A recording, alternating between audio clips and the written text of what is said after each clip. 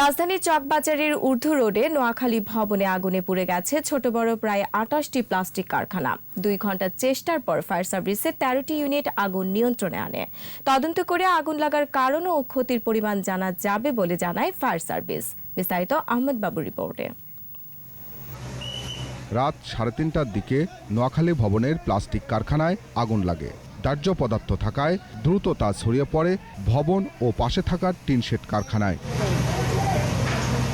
সকালেও নোয়াখালী ভবনের ৪ তলা থেকে ধোঁয়া বের হয়। দাহ্য পদার্থ থাকায় আগুন পুরোপুরি নিয়ন্ত্রণে আনতে সময় লাগে।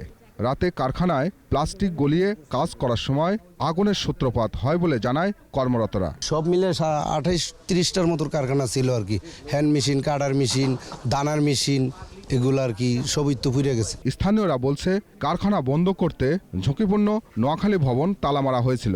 দখলদার কারখানার মালিকরা প্রভাবশালী হওয়ায় আবার তা চালু করা হয়। জনস্বার্থে আবাসিক এলাকায় কারখানা না রাখার দাবি এলাকাবাসীর। ফিল্টারিং করার জন্য নেট তৈরি করা, স্টিলের নেট, ওইটা একসাথে ২০টা-২৫টা জ্বালায় তারা।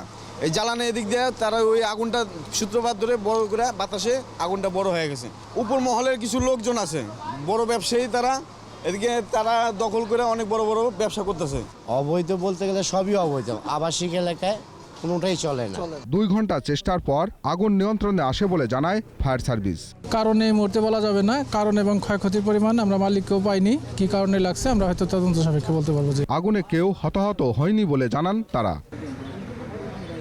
আহমদ বাবু, ২১শে টেলিভিশন, ঢাকা।